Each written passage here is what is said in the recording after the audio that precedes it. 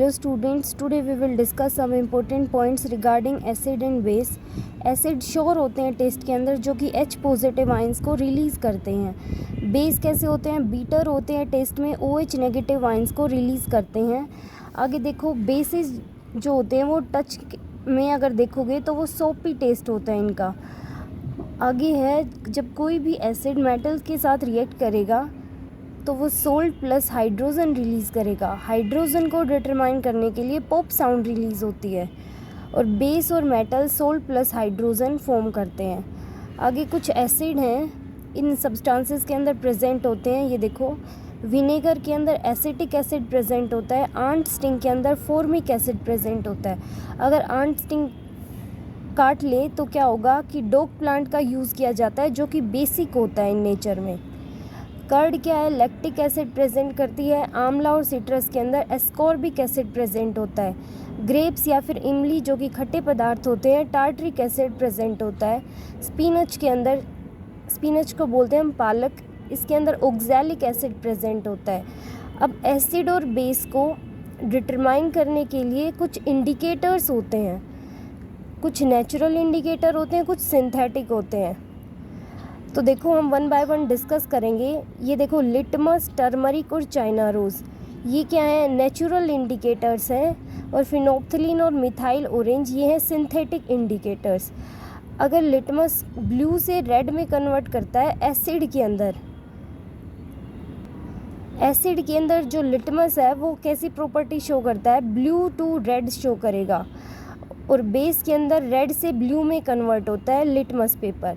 Litmus paper lichen plant से obtain होता है जो कि पर्पल कलर का होता है।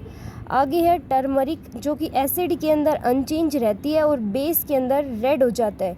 आपने देखा होगा जब आप कपड़े वॉश करते हो, अगर आपके कपड़ों पे अगर सब्जी लग जाती है तो जब आप सोप लगाते हो उसके ऊपर तो वो कलर शो करता है जो कि रेड कलर का होता है। वो इसी वजह से होता है क्योंकि वहाँ पे टर्मरिक प्रेजेंट है।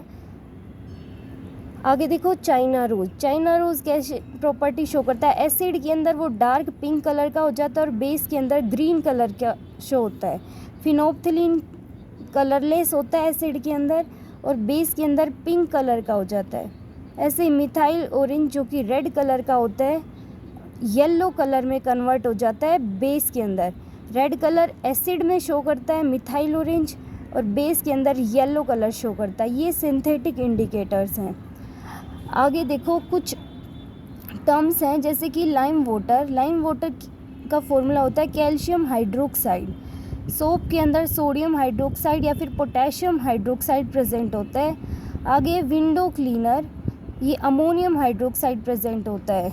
Milk of magnesia, magnesium hydroxide को बोलते हैं जो कि इनडाइजेशन में यूज़ किया जाता है एज ए एंटासिड।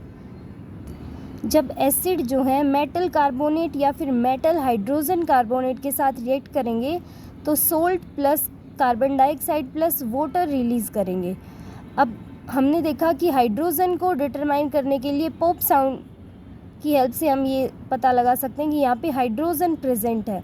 ऐसे ही अगर CO2 के टेस्ट के लिए होगा तो वो लाइम वाटर टेस्ट होता है। आगे है मेटल ऑक्साइड। अगर एसिड मेटल ऑक्साइड के साथ रिएक्ट करेंगे तो वो सोल्ट प्लस वाटर बनाएंगे। जो मेटल ऑक्साइड होते हैं वो बेसिक होते हैं नेचर के अंदर। आगे है अगर बेस और एसिड मिल जाते हैं तो क्या होता है? सोल्ट की फॉर्मेशन होती है प्लस वाटर प्लस हीट भी रिलीज़ होती है। ये जो रिएक्शन है इसको हम न्यूट्रलाइजेशन रिएक्शन बोलते हैं। Acid plus base gives salt, water और हीट, जो कि एक एक्सोथर्मिक रिएक्शन है। और जो नॉन मेटेलिक ऑक्साइड हैं वो एसिडिक होते हैं नेचर के अंदर, लेकिन जब वो ये भी सोल्ट और वाटर की फॉर्मेशन ही करते हैं। आगे देखो सोल्ट जो होते हैं वो न्यूट्रल सोल्ट भी होते हैं, एसिडिक सोल्ट भी होते हैं। अगर स्ट्रॉन्ग एसिड स्ट्रॉन्ग बेस के साथ रिएक्ट करेगा तो न्यूट्रल सोल्ट बनाएगा और अगर स्ट्रॉन्ग एसिड वीक बेस के साथ करेगा, अब स्ट्रॉन्ग कौन है? स्ट्रॉन्ग एसिड है तो एसिडिक सोल्ट बनाएगा और अगर वीक एसिड स्ट्रॉन्ग बेस है तो बेसिक सोल्ट की फॉर्मेशन होगी। और अगर स्ट्रॉन्ग एसिड देखो एग्जांपल है यहाँ पे, स्ट्रॉन्ग एसिड का एग्जांपल है हाइड्रोजन क्लोराइड, स्ट्रॉन्ग बेस का है सोडियम हाइड्रोक्साइड, वीक एसिड का है एसिटिक एसिड CH3COOH। आगे है स्ट्रॉन्ग बेस सोडियम हाइड्रोक्साइड और वीक बेस है अमोनियम हाइड्रोक्साइड।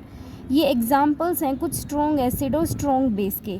ये सोल्ट की फॉर्मेशन करते हैं जब रिएक्शन शो करते हैं तब।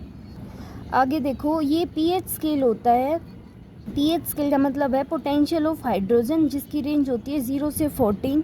7 न्यूट्रल होता है। यहाँ पे देखो ह्यूमन बॉडी जो है वो 7 से 7 to 8 में होती है इस ह्यूमन बॉडी की रेंज। अब देखो, अगर 7 से हम राइट में जाएंगे तो बेसिक की प्रॉपर्टी मैक्सिमम होगी। 7 से लेफ़्ट में जाएंगे तो क्या होगा, एसिडिक होगा ज़्यादा। तो अगर pH लेस देन 5.5 है तो टूथ डीके टेक्स प्लेस होता है, दांत गिरने शुरू हो जाते हैं। Thank you students.